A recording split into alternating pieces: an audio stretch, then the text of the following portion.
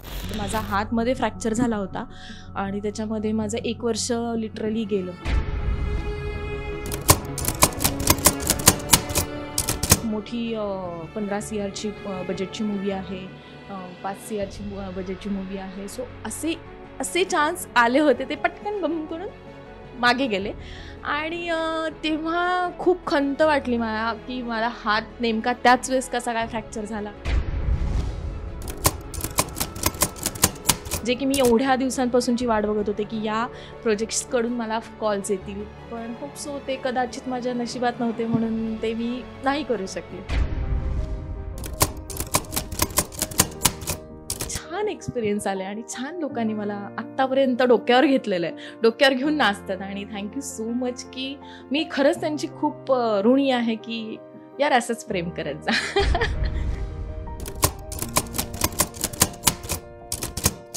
मी एक सांगेन आणि खूप छान सांगेन की बस तुम्हाला जे बनायचं आहे ना ते तुमच्या मनापासून करा आणि कोणाचं ऐकून मला इंजिनियर व्हायचं आहे, मला डॉक्टरच बनायचे नको. तुमच्या मनात काय आहे तेच करा, कोणाच्याही सल्ल्यांवर जाऊ नका, स्वतःच ऐका, स्वतःच्या मनाचं ऐका आणि तेच करा. सो हाच सल्ला आहे माझा. नमस्कार, माझं नाव आहे दीप्ती सोनावणे आणि मी आता इंट्रोडक्शन काय देऊ, तुम्ही ओळखताच मला, तरी पण मी सांगते. झी मराठीवरती माझी पहिली मालिका तुझ्या हात जीव रंगला, त्याच्यामध्ये मी तुम्हाला माहिती आहे चंदाची भूमिका केली होती, निगेटिव्ह रोल होता. आणि तुला शिकवीन चांगलाच धडा ही माझी दुसरी मालिका झी मराठीवरती. बरं, त्या दरम्यान मी अबोली सिरियल केली, मी सोन्याची पावलं केली, स्टार प्रवाह, सोनी मराठी, कलर्स मराठी आणि आता फायनली झी मराठी. सो झी मराठीवरती माझी दुसरी मालिका आहे आणि म्हणजे खूप छान सिरियल्स मला मिळाल्या. त्याच्यानंतर माझा हातमध्ये फ्रॅक्चर झाला होता आणि त्याच्यामध्ये माझं 1 वर्ष लिटरली गेलं. खूप मला तेव्हा कॉल्स आले आणि मी लिटरली जे मोठे मोठे प्रोजेक्ट्सचे जेवढी वाट बघत होते की आता मला हा प्रोजेक्ट मिळेल, मला हा प्रोजेक्ट मिळेल, कारण सगळीकडे मी ऑडिशन्स देऊन आले होते. सो त्याच्यामुळे मला असं वाटलं की चला इथे लागण्याचे चान्सेस आहेत, कारण त्यांनी मला अजून दुसरी ऑडिशन, तिसरी ऑडिशन मागवली होती. सो मला जरा होते, होप्स होते. सो माझा हात फ्रॅक्चर झाला आणि त्याच्यानंतर मोठी 15 CRची बजेटची मूव्ही आहे, 5 CRची बजेटची मूव्ही आहे. सो असे चान्स आले होते, ते पटकन बंद करून मागे गेले आणि तेव्हा खूप खंत वाटली मला की मला हात नेमका त्याच वेळेस कसा काय फ्रॅक्चर झाला आणि त्याच वेळेस सगळे मला फोन्स येत होते, जे की मी एवढ्या दिवसांपासूनची वाट बघत होते की या प्रोजेक्ट्सकडून मला कॉल्स येतील, पण होप सो ते कदाचित माझ्या नशिबात नव्हते, म्हणून ते मी नाही करू शकले. सो ही माझी आता तुला शिकवीन चांगलाच धडा दुर्गेश्वरी हे मी कॅरेक्टर करते.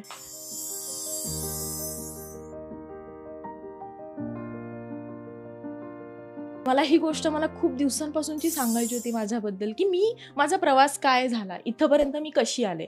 सो अर्थात बालपणापासून सुरू करूयात. माझा जन्म कोल्हापूरचा, मला सगळे कोल्हापूरची मिरचीच म्हणतात. माझे आजोबा कोल्हापूरचे, माझे मम्मीचे वडील, माझा आजोळ कोल्हापूर.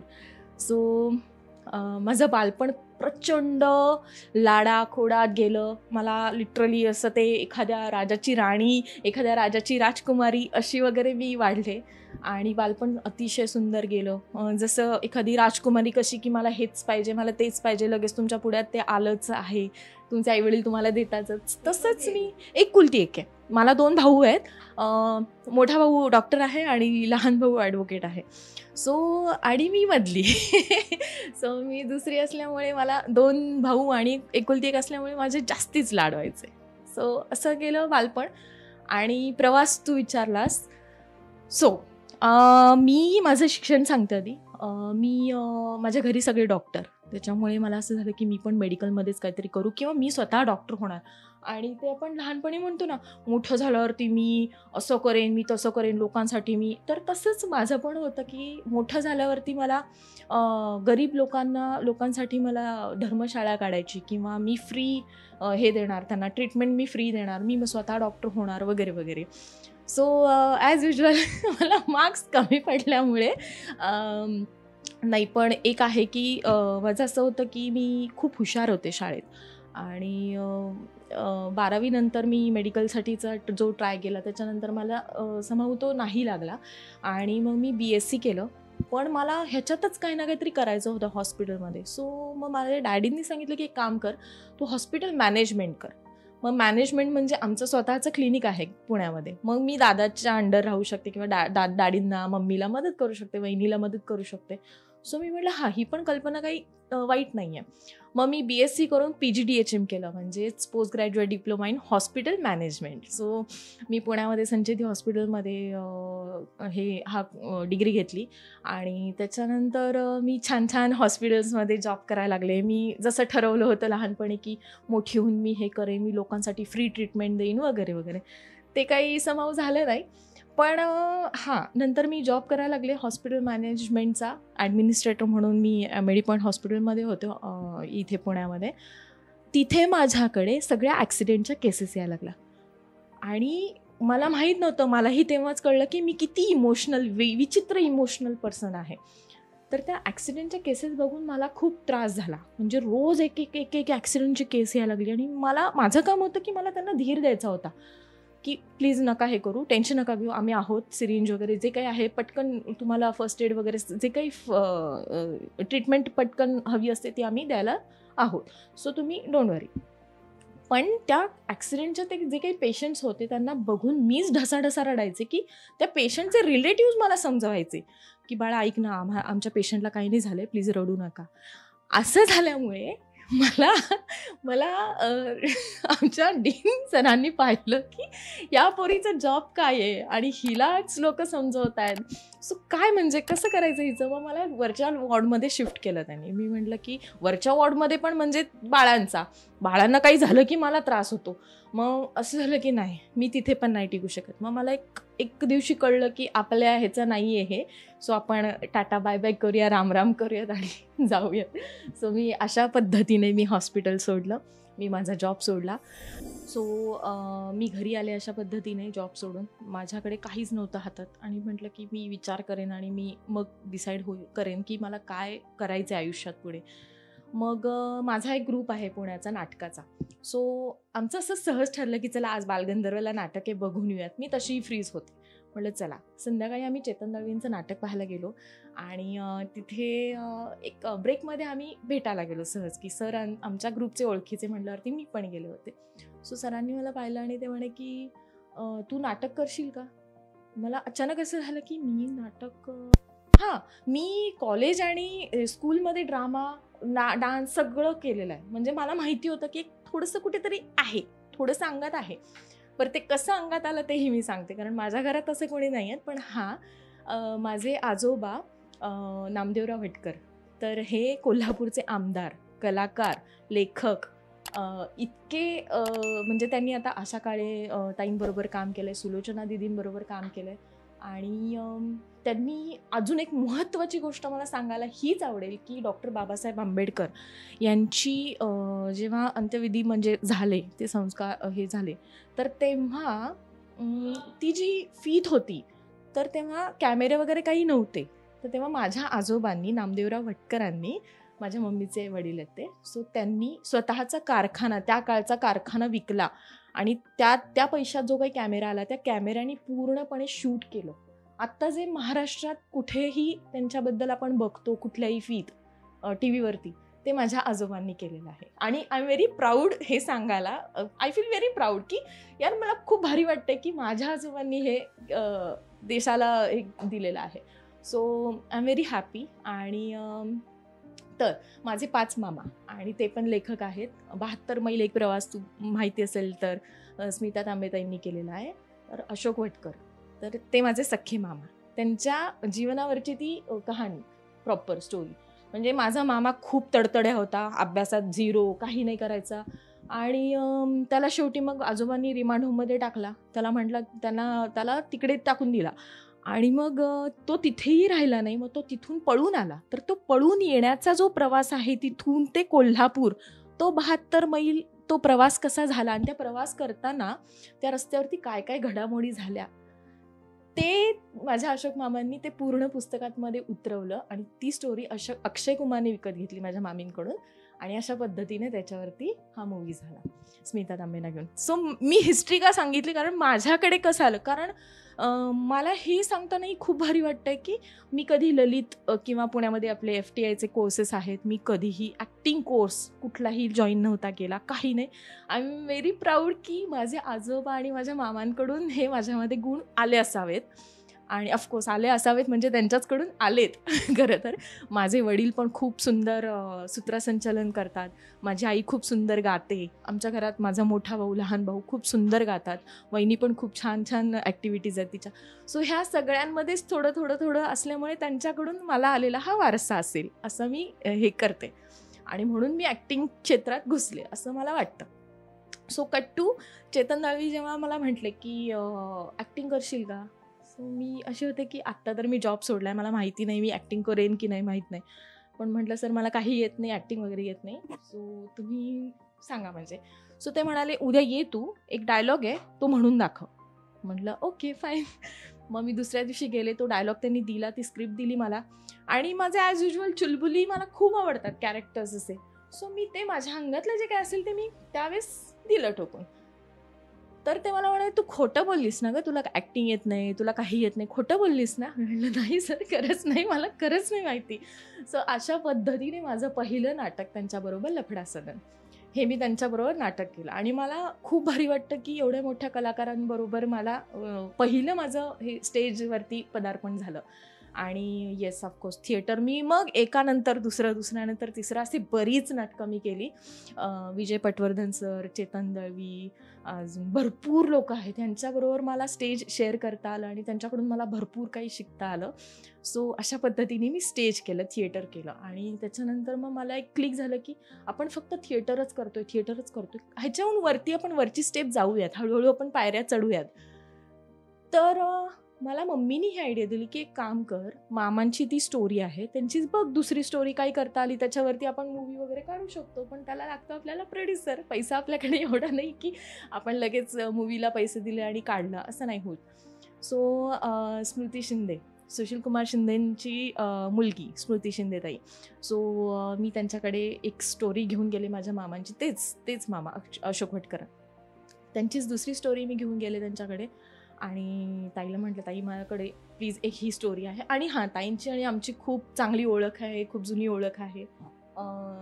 माझ्या डॅडींचे गुरु आहेत त्यांचे वडील म्हणजे सुशील सर, सो खूप म्हणजे खूपच आमचं छान नातं आहे. सो त्याचाच जरा थोडासा कुठेतरी हे घेऊन मी गेले होते स्मृतीताईंकडे की मला ही स्टोरी करायची, तर ताई तुम्ही ॲज अ प्रोड्युसर राहा आणि बाकी मग तुम्हीच सांगाल तसंच करू, फक्त मला एवढंच आहे की माझ्या मामांची ही स्टोरी करायची, बाकी मी असू दे नसू दे पण करायचे. सो ताई म्हटली की एक काम करते, सगळं बाजूला ठेव, इथे ऑडिशन चाललं ते दे. मला असं झालं की बॉस मी ऑडिशनसाठी नाही आले, मला प्रोड्युसरसाठी हे मी केलेलं आहे, आणि वन डे रिटर्न मला पटकन जायचं पण होतं कारण घरची कशी तरी परमिशन घेऊन आले होते मी मुंबईला पुण्यावरून. सो म्हटलं चल जाऊ दे ठीक आहे, ही ऑडिशन दिल्यावरती मला ताई हो म्हणेल. सो मी ती ऑडिशन दिली, तर त्या ऑडिशनमध्ये सगळा तो डायलॉग होता, म्हणजे मोठी ती स्क्रिप्ट होती, आणि त्याच्यानंतर ते मला म्हणे की माझे जे लफडा सदन जे नाटक होतं त्याच्यातलाच एक डायलॉग मी बोलून दाखवला तिकडे. मग सर म्हणाले की ही स्क्रिप्ट आहे आमची, ही स्क्रिप्ट पाठ कर आणि आम्हाला एक अर्ध्या तासात बोलून दाखव. म्हटलं ठीक आहे बोलते. आता हेच मी बोलून दाखवलं, त्यांना आवडली ऑडिशन. मग एक काम कर म्हणे की हेच पूर्ण हाच डायलॉग तू कोल्हापुरी भाषेत बोलून दाखव. आता आली इथे पंचायत. मी म्हटलं मला कोल्हापुरी येत नाही. मग म्हटलं ठीक आहे मी एक ट्राय करते. मम्मीला फोन लावला, माझी मम्मी कोल्हापूरची. मग मम्मी म्हटली काय नाही जरा थोडंसं करायला सा, काय करायला सा, काय खायला सा, असं एक टोन दे आणि सा सा सा वगैरे असं जरा थोडंसं हे कर, टच दे आणि करून टाक. म्हटलं ठीक आहे. मग अशा पद्धतीने मी तिची मदत घेऊन मग अर्धा तास जरा छान अभ्यास करून मग मी ती ऑडिशन दिली. तर एका झटक्यात मला त्यांनी सांगितलं की बॉस तू चंदा आहेस, तू आमच्या सिरियलची चंदा आहेस. आणि मी अशी होते की कोण चंदा, काय मला तर कळायला मार्गच नव्हता. सो अशा पद्धतीने मी तुझ्या त्या जीव रंगलाची चंदा साकारली. आणि हळूहळू मग चंदा ती लोकांना एवढी आवडली की आजही मी सांगते की आजही मी दुर्गेश्वरी करते, तरी पण दुर्गेश्वरी लोक म्हणत नाहीत ए तेव्हा ती चंदी चालली रस्त्यावर, अरे तीच तूच ना गं. मग शेवटी ते विचारायला येतात. मला भारी वाटतं. मी 1-2 जणांची अशीच मजा पण केली होती, नाही मी कोण चंदा, कोण आहे चंदा, मला नाही माहिती वगैरे वगैरे असं केलं होतं. पण नंतर मी त्यांना थांबवून वगैरे त्यांना सेल्फी वगैरे दिली, कारण त्या लोकांमुळे मी आहे. आणि मला हे खूप सांगायला आवडेल की माझा बर्थडे होता, 5 डिसेंबर माझा वाढदिवस आहे, आणि त्या दिवशी पहिल्यांदा म्हणजे तुझ्या ते जीव रंगला सिरियल सुरू झाल्यावरती एक 6 महिन्यांनी वगैरे माझा वाढदिवस आम्ही सेलिब्रेट केला. आणि फुल फॅमिली आम्ही असे बसलो होतो हॉटेलमध्ये, आणि जेवण वगैरे आलं आणि मी एक घास खाताना मागून कोणीतरी आलं, मॅडम एक प्लीज सेल्फी द्याल का? तो माझा पहिला अनुभव आयुष्यातला, की एवढे थिएटर करून सुद्धा मी एवढे नाटक करून सुद्धा पुण्यातच होते मी, पण मला असं कधी कोणी विचारलंच नाही की मॅडम सेल्फी देता का, तुमचं काम खूप छान आहे वगैरे वगैरे. पण तो जो एक्सपिरियन्स होता, मग मला आत्ताही अंगावर काटा आलाय की हे सांगताना, की मला खूप भारी वाटलं. माझा तो आयुष्यातला पहिला एक्सपिरियन्स, की मॅडम एक सेल्फी देणार का? आणि मी जस्ट पाहिलं, म्हणलं कोण आहे ते? तुम्ही त्याच आहात ना हो, चंदा, तुझ्या ते जीव रंगलामधल्या राणांजलीला जे त्रास देतात? म्हणलं हो, तीच आहे मी. जेव्हा मी उठले, सेल्फी दिले, तेव्हा माझी फुल फॅमिली एवढ्या प्राऊड फील करत होते माझ्याकडे, असे मस्त बघत होते. माझा भाऊ तर त्याच्या डोळ्यात पाणी आलं, माझ्या आईवडिलांच्या डोळ्यात पाणी आलं. मला खूप भारी तो एक्सपिरियन्स होता. म्हणजे असं झालं की माझ्या वाढदिवसाचं ते मला गिफ्ट मिळालं. सो मी आजही सांगते की मला लोकांकडून मला खूप मोठे मोठे अवॉर्ड्स मिळालेत, कारण ते येऊन मला सांगतात की चंदे, अगं लय भारी काम करतेस गे तू, वगैरे वगैरे. असं खूप भारी मला छान एक्सपिरियन्स आले, आणि छान लोकांनी मला आत्तापर्यंत डोक्यावर घेतलेलं आहे, डोक्यावर घेऊन नाचतात. आणि थँक्यू सो मच, की मी खरंच त्यांची खूप ऋणी आहे, की यार असंच प्रेम करत जा. अजूनही हीच परिस्थिती आहे. म्हणजे आमच्या कलाकार क्षेत्रामध्ये असेच आजही 2023 मध्ये सुद्धा असंच आहे, की तू काय करतोस? मी ॲक्टिंग करतो. ते जाऊ दे, पण तू काय करतोस आयुष्यात? असेही विचारलेली लोक आहेत. तू काय करतेस? मी ॲक्टिंग करते, मी सिरियलमध्ये. हां, ते जाऊ देत, तू करतेस काय? तुझ्या ह्याच्यासाठी तू काय करतेस? सो असेही प्रश्न विचारलेले गेले आहेत. आणि तू जसं म्हणालीस की हो, हे करेक्ट आहे. घरातून पण मला विरोध होता. फक्त माझी मम्मी आणि माझे, आता मला डॅडी चिडणारेच आहे यांनी पाहिलं तर. तर माझे डॅडी आणि माझा मोठा भाऊ, जेव्हा मी नाटक करत होते ना चेतन दळवीन सरांबरोबर, सो तेव्हा माझी जस्ट एक पहिली पायरी चढले होते मी, की नाटकं मिळतच होती आणि छान वाटत होतं. सो त्याची प्रॅक्टिस करायला जावं लागतं. मग मी घरी तुक्का मारून जायचं की मी आज माझाच प्रॅक्टिकल आहे, माझाच इतका वाजणार आहे, 7च वाजणार आहेत, 8च वाजणार आहे. सो डॅडींचा विरोध होता ऑफकोर्स, मम्मीचा आणि दादांचा ही थोडं हे होतं, पण त्यांनी मला फुल सपोर्ट केला. कारण त्यांनाही कुठेतरी वाटलं की हिला जे करायचं ते करू देत, बस बघूयात तर काय करते. अशा ह्यानी मग ते हळूहळू सुरू झालं. आणि जेव्हा मी नाटक करायला लागले आणि जेव्हा मी डॅडींना फर्स्ट टाईम बोलवलं की डॅडी माझंच नाटक आहे वगैरे, तू हे कधी करायला लागली, तू हे कसं काय? सो त्यांनी जेव्हा आले आणि पाहिलं, तेव्हा देव लाईक की वाव, छान करते पोरगी ॲक्टिंग. मला माहित नव्हतं माझी पोरगी एवढी छान ॲक्टिंग करते. बरं असू देत, ते जाऊ देत, आपण हे जरा चांगल्या ह्याच्यामध्ये वळूयात. म्हणलं डॅडी हे पण छानच आहे हो, असं काहीच नाही आहे. सो त्यांनी हळूहळू माझ्या अंगातला किडा बघून म्हणा, किंवा जेव्हा सिरियलमध्ये मी पाऊल टाकलं, कारण मला आठवते जेव्हा स्मृतीताईंकडे मी गेले होते, तेव्हा मी डॅडींना सांगितलं नव्हतं की मी मुंबईला चालली आहे. मी फक्त मम्मीला आणि दादालाच सांगितलं होतं की मी मुंबईला जाऊन येते, जस्ट हे मला मामांचं हे स्टोरी हे करायची वगैरे वगैरे. सो त्याच्यानंतर जेव्हा मी जाऊन आले, तेव्हा मी डॅडींना अगदी धाडस करून मी बोलले की मी असं झालेलं आहे, सो मी सिलेक्शन झालं आहे माझं असं वाटतंय मला. कशाला तू, काय सिलेक्शन, कसं काय, सिरियल कसं काय वगैरे वगैरे, असे सगळे होते प्रश्न. पण जेव्हा सिरियल सुरू झाली आणि त्याच्यानंतर 1-2 महिन्यांनी लोक त्यांना येऊन बोलायला लागले, अहो तुमची मुलगी खूप छान काम करते हो, खूपच छान काम करते, तेव्हा असं वाटत होतं की बस हां, आता कुठेतरी डॅडींना क्लिक झालं की हां, आपली मुलगी छान काम करते, लोक प्राऊड फील करतात आणि मी पण आहे. सो आता ते असे आहेत की कर, बिंदास कर, तुला जे पाहिजे ते कर, मी आहे तुझ्या पाठीशी. So I am very happy की माझी फुल फॅमिली मला सपोर्ट करते. आणि सिरियसली सांगू तुला, मी आज ज्या या स्टेजवरती आहे, सिरियलमध्ये काम करते, घराघरात पोचते, झी मराठीमुळे, स्टार प्रवाह, सगळ्याच, म्हणजे जेवढे पण मी चॅनलवरती काम केलं त्या सगळ्याच चॅनल थ्रू मी घराघरात पोचले. सध्या तर झी मराठी माझा माहेर आहे म्हणजे. सो त्याच्यामुळे मी घराघरात पोचले आणि म्हणजे खूपच छान वाटतंय. आणि घरातले लोकही माझे खूप सपोर्ट करतात, प्रचंड सपोर्ट करतात. त्यांच्या सपोर्टमुळे मी आज इथे आहे. नवऱ्याबद्दल काय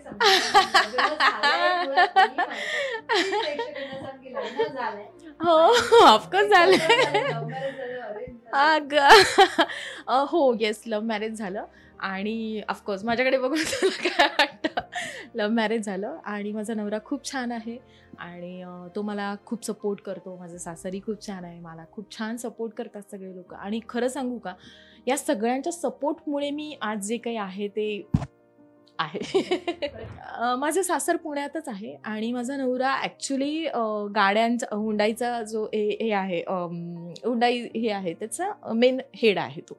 आणि आमचं स्वतःचं एक शॉप आहे छानसं. सो ते तो शॉप हँडल करतो. पुणे मुंबई पुणे मुंबई नवऱ्यासाठी कधी की नवराही मुंबई? नाही, नवराही पुणे मुंबई करतो आणि मीही, मलाही सुट्ट्या मिळाल्या की मीही मुंबई पुणे मुंबई करतेच, असं काही नाही. मी एक सांगेन आणि खूप छान सांगेन की बस तुम्हाला जे बनायचं ना ते तुमच्या मनापासून करा. आणि कोणाचं ऐकून मला इंजिनियर व्हायचे, मला डॉक्टरच बनायचे, नको. तुमच्या मनात काय आहे तेच करा. कारण तुम्ही जे मनातलं करता ना त्याच्याबरोबर तुम्ही हॅपी असता, तुम्ही खुश असता. कारण आज आपण बघतो ऑफिसमध्ये लोक जाणारी आहेत, त्यांचं असं असतं की सॅटर्डे संडेची वाट बघत असतात की यार सॅटर्डे संडे कधी येणार, मग मला फिरायला जायचं आहे, असं तसं. इंजिनिअरिंग लोक घ्या, डॉक्टर घ्या, कुठल्याही फील्डचे लोक घ्या. पण मी नाही असं म्हणत की सॅटर्डे संडे कधी येणार किंवा मला सुट्टी कधी मिळणार, नाही म्हणत. मी माझ्या क्रिएटिव्हला मी नेहमी सांगते मला सुट्टी देऊ नको, कारण मी खूप हॅपी आहे या कामामध्ये, कारण मला ॲक्टिंग करायला खूप आवडतं. सो तसंच तुम्ही पण तुम्हाला जे आवडतं त्याच्यातच तुम्ही रमा आणि तेच काम करा. कुणाच्याही सल्ल्यांवर जाऊ नका, स्वतःचा ऐका, स्वतःच्या मनाचा ऐका आणि तेच करा. सो हाच सल्ला आहे माझा.